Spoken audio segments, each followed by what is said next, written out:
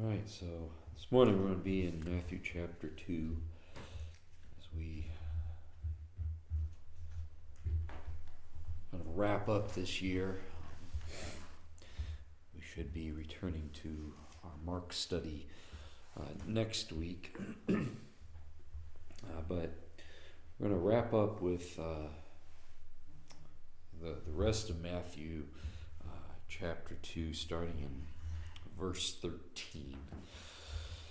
It says, "After they were gone, an angel of the Lord appeared to Joseph in a dream, saying, 'Get up, take the child and his mother, flee to Egypt, and stay there until I tell you. For Herod is about to search for the child to kill him.' So he got up, took the child and his mother during the night, and escaped to Egypt. He stayed there until Herod's death, so that what was spoken by the Lord through the prophet might be fulfilled. 'Out of Egypt I called my son.' Then Herod, when he realized that he had been outwitted by the wise men, flew into a rage. He gave orders to massacre all the boys in and around Bethlehem who were 2 years old and under, in keeping with the time he had learned from the wise men. Then what was spoken through Jeremiah the prophet was fulfilled. A voice was heard in Ramah, weeping in great mourning, Rachel weeping for her children, and she refused to be consoled because they are no more. After Herod died, an angel of the Lord appeared in a dream to Joseph in Egypt, saying, 'Get up, take the child and his mother, and go to the land of Israel, because those who intend to kill the child are dead.' So he got up, took the child and his mother, and entered the land of Israel. But when he heard that Archelaus was ruling over Judea in place of his father Herod, he was afraid to go there. And being warned in a dream, he withdrew to the region of Galilee. Then he went and settled in a town called Nazareth, to fulfill what was spoken through the prophets, that he would be called a Nazarene."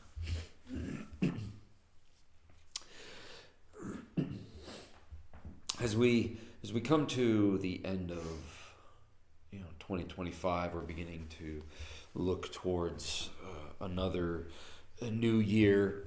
Every year we have this time where we kind of wrap up and we look forward to the future. And a lot of times, whether we realize it or not, the future is a great unknown, and there's a lot of things that we don't know about the future. We just know about the past. Most of the time we look back on the past year and we think about the highs and we think about the lows, and sometimes we're just really glad to get on with it. We're glad to start a new year. And so we say goodbye, whether we feel nostalgic about it or whether we feel excited about it. And it just seems like, especially since, COVID, every year just seems to be like everybody's talking about, good riddance to this year. This wasn't the year I'd planned or whatever. And so that happens, and that we see it happens all the time. This goes all the way back to the beginning of time, where I'm sure Adam and Eve, when they got kicked out of the Garden of Eden, I'm sure they were sitting there going, "That wasn't exactly how I expected this year to go. This wasn't what I was planning on." But things happen, whether they're our fault or somebody else's fault. Things happen, and so we look forward to the future, but it's an uncertain future. And when we're coming out of a difficult year, or even if we're coming out of a good year, how do we look forward? How do we say goodbye to this past year? How do we look forward? And I think that this ending to the nativity story here in Matthew 2, and we've spent the last few weeks looking at how angels participated in all of this. They've been part of everything, and we once again we see them showing up even here in these verses, as we wrap up the entire nativity story and honestly really the early part of Jesus' infancy. They're once again at work, and we're gonna look and see what are they, and particularly Joseph. I want to look at Joseph in specific today, simply because, number one, he's often overlooked. He's we talked about him a couple weeks ago. He's kind of a side character a lot of the times. We know he's there, but we don't see the significance of his participation in everything. Even the angel coming to him and saying, "Don't be afraid to take Mary as his wife," we quite often seem to just kind of overlook that. We overlook the significance of the fact that an angel went to Joseph. We overlook the significance of the fact that God wanted Joseph to be part of all of this. It's not just that that Joseph was told, "Oh, it's okay, just go ahead with your no." There's the sense that God intended for Joseph to participate in this whole thing. And I think we overlook that because he doesn't play what we would call a big part. He kind of plays a supporting role through it all, but that support is vital, and we see that in these verses.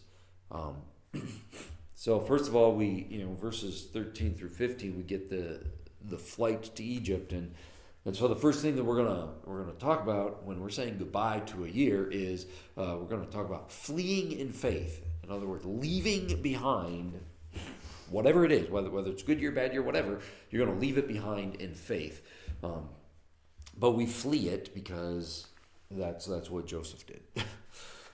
It says, the angel of the Lord appeared to Joseph in a dream. So again, let's take stock of this here. The angel went to Mary to announce she would have Jesus. The angel went to Zechariah to announce that they would have John the Baptist. The angel went to the shepherds to announce the birth of the king. The angel went to Joseph to tell him to go ahead and marry Mary, not to divorce her, not to send her away. But he comes again to who? To Joseph. Interesting. Very interesting, because the angel is going to appear to Joseph here and then again later in the same passage. So we talked about Joseph as a righteous man. We talked about how Joseph always was trying to do the right thing.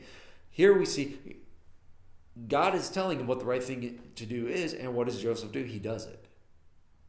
So the angel tells him, take the child and his mother, which is an interesting way. Many of us, we've read this so many times, we don't think about this, but typically in these kinds of writings, the mother would be placed first. You mentioned the mother first and then the child. So even here, the biblical writers are emphasizing the importance of the child. But take the child and his mother and flee to Egypt and stay there until I tell you. And so what is that? It says he got up and took the child and his mother during the night. So instantly, it gives that sense of immediately. Joseph obeyed what God told him. Why? Because he had faith. He had trust in God. Did he know what was going on? No. He had no idea what lie ahead. He had no idea exactly how this was all going to play out. He didn't know what the future held. What he knew was what the angel told him, and that's that Herod was seeking to kill the child. And of course, if King Herod is out to kill the child, chances are Joseph and Mary are in danger as well. And that's all he knew. So, he gets this, you're in danger, leave, and he leaves. And he leaves immediately, and he travels a long distance to Egypt. Now, Egypt does make sense as to a place to go. There was, in the first century, there was a large Jewish population in Egypt, dating back to the Assyrians and the Babylonians when they scattered everybody all over the place. A lot of Jews ended up in the area of Egypt, and so Egypt actually gained a large Jewish population, which is interesting when you think back in Exodus. There was a large Jewish population in Exodus. They fled to Egypt to get away from the famine, the danger of death awaiting them in that land. So you see some parallels here. You see this, there's a parallel between what happened in history and what's happening with Jesus and Joseph and Mary. Here, there's this go to Egypt for an undisclosed amount of time until God leads you back out. So a lot of scholars and a lot of theologians see some significance in the parallelism here. in the fact that Jesus came to, in essence, instigate a second Exodus, another Exodus, just a more massive one, not just one people group leaving a territory, a geographical location, and getting away from a specifically oppressive government. He came to lead all people out of bondage to sin. And so there's this parallelism that we see. I don't know if Joseph saw that when he fled. He just fled in faith. He just did what he was told. He because he was determined. I really think he was determined to live by faith, and so his faith said, okay, if God says it's unsafe here, and he says go to Egypt, I'm going to go to Egypt. He plays it out, whether he understands it all or not. He doesn't need to understand it all. We don't get any instance of him asking clarifying questions of this. It's just he's told what to do and he does it. That's faith. That's trust in God. That's understanding that God knows what he's doing. And so they fled. They went to Egypt, and of course it says this fulfills what the prophet said, out of Egypt I called my son. And so excuse me, this particular prophecy comes from Hosea chapter 11 verse 1, and as most scholars will say, when Hosea gave that, there was very little that the Jews thought about that being part of the Messiah. So this isn't what most would consider a messianic prophecy. It became one, though. This is what happens in the New Testament a lot of times, is they look back, and there's a fancy term for it that I don't remember, and I read it yesterday too. But there's a fancy term for this. But essentially, you look back and you see what God said, and it makes a lot more sense afterwards. And I think we can understand that because even we have a common saying, and that's hindsight's 20/20. You can look back and go, oh, that's what they meant, or that's what that was, or whatever. Looking back, it's a whole lot easier to see the meaning of things. And a lot of the prophecies about Jesus, it's very fascinating that it's a lot of these prophecies that originally the Jews didn't connect them with the Messiah. They had plenty that they did, but there was a lot they didn't. And yet Jesus not only met all the expectations of the prophecies that they did consider messianic, he also met many, many others. And I think that's a lot of what Matthew does when he quotes a lot of the prophecies, because he quotes a lot of prophecies that had nothing to do with the Messiah as far as anybody knew. But I think it's because he's pointing out, look, not only did he do the things we expected, he did things we couldn't even expect. He did things that didn't even enter our radar. He did things that we never could have even imagined.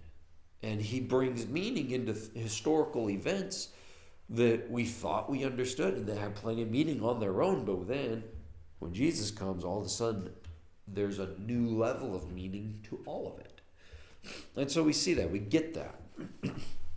And all of this, of course, I think, I can't imagine Joseph sat around contemplating these things. I don't think that was, I might be wrong because we're not told. But personally, if I was in his shoes, this might have been something I thought about many years later, but it might not have been. It might not have been, because chances are he was already dead by the time Matthew, Mark, Luke, and John wrote their accounts of all of this. And so I don't know. I don't know how much theological contemplation he did in his lifetime. But the point is, a lot of times we're living through things and we don't understand it all. We don't understand the meaning of it all. But faith tells us there is a bigger meaning than we grasp, and we don't have to grasp it. But there's a comfort in knowing that there is a bigger story, even if we can't see it, even if we don't understand it, and we are all playing a part, kind of like Joseph. Might not seem that big, might not seem all that important. We're not world leaders. We're not world renowned. We're just normal people that the grand majority of the world will never hear about. And yet, that's what Joseph was. And chances are he never knew that he was going to be remembered for the rest of history.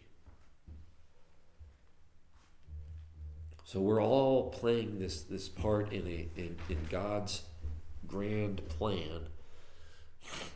And God sees the whole thing. We don't. So that's why we live in faith, and that's why when God tells us go, we go.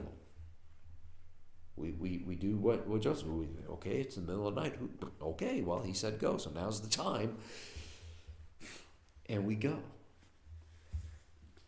And then, second thing we see Joseph doing here is keeping faith through hard times.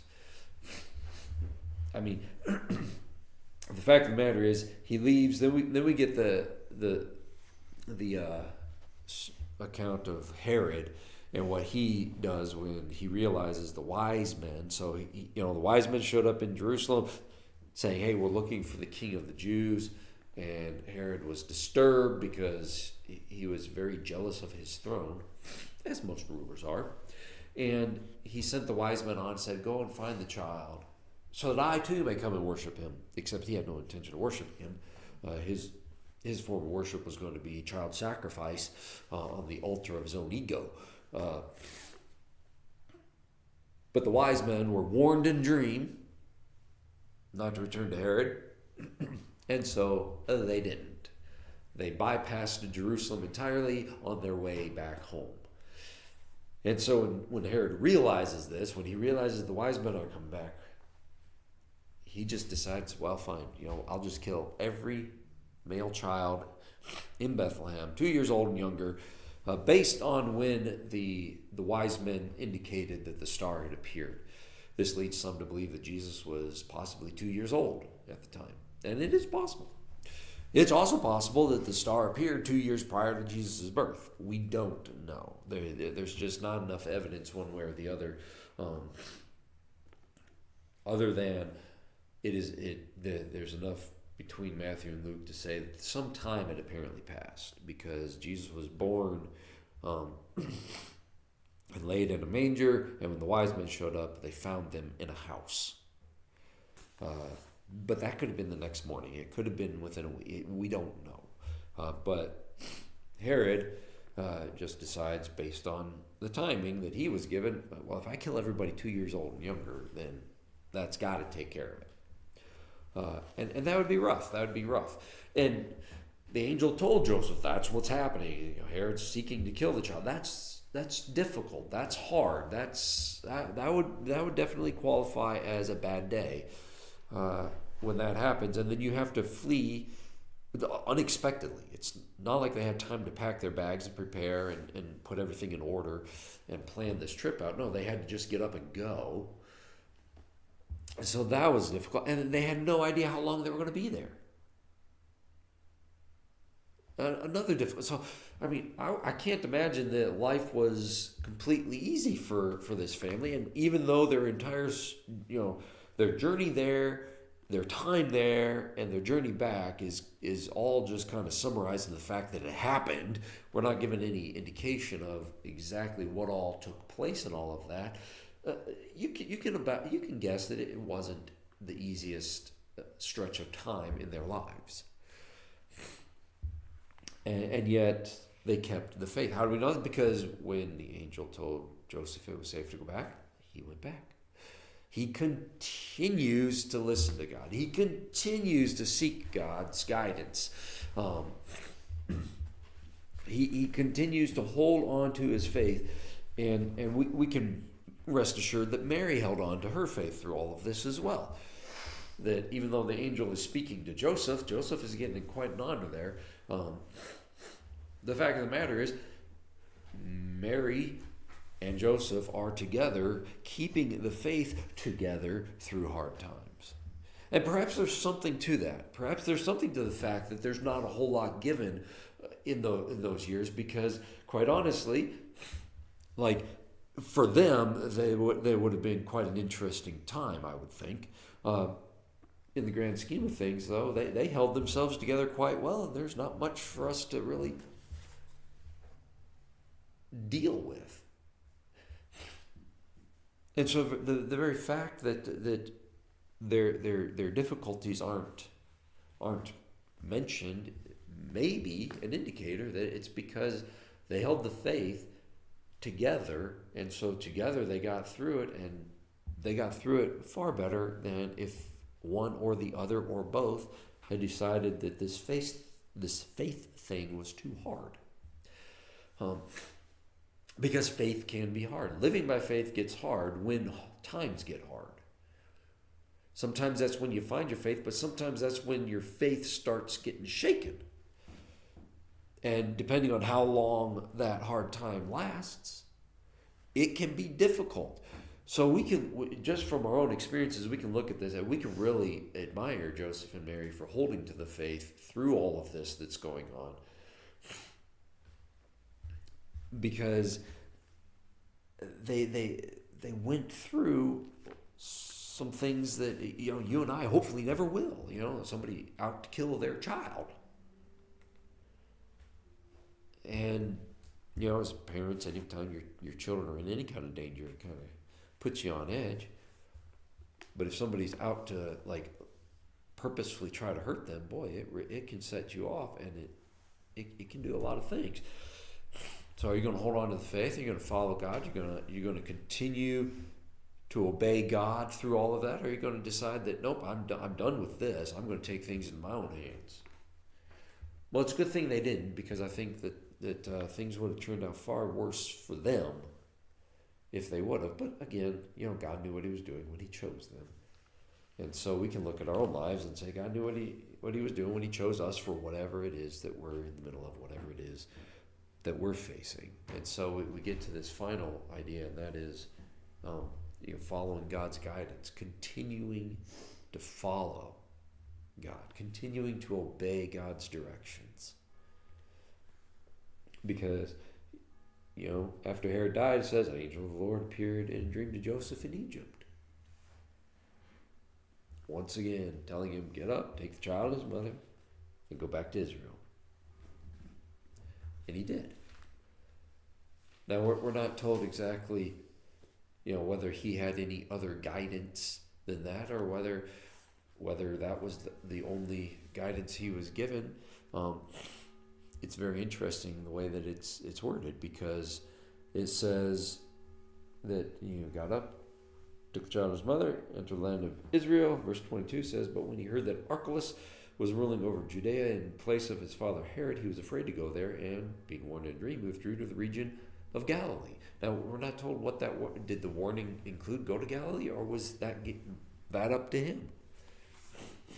All we know is, again, another dream. And we're not even told if an angel was in this dream, although we kind of, there's a pattern here in Joseph's life, so we might significantly, or not significantly, confidently say that, yes, he was once again, for a third time, an angel appeared to him to warn him. And so he went to Galilee, and then he went and settled in a town called Nazareth. And this, once again, fulfilled what was spoken through the prophet, saying that he, being the Messiah, would be called a Nazarene. So all of this, right? All of this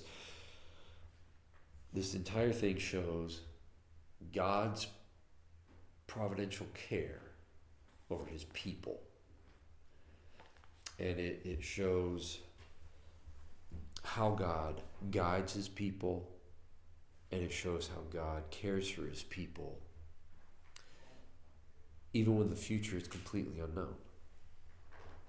And so it is that as we come to the end of this year, as we're beginning to welcome a whole new year,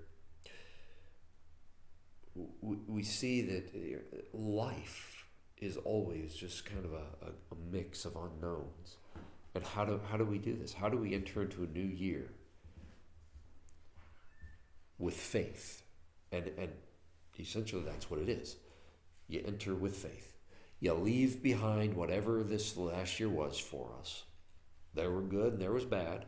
And if we're honest, there's both good and bad. Just, sometimes the good outweighs the bad. Sometimes the bad outweighs the good. Whatever it is, we leave that in faith, looking forward in faith.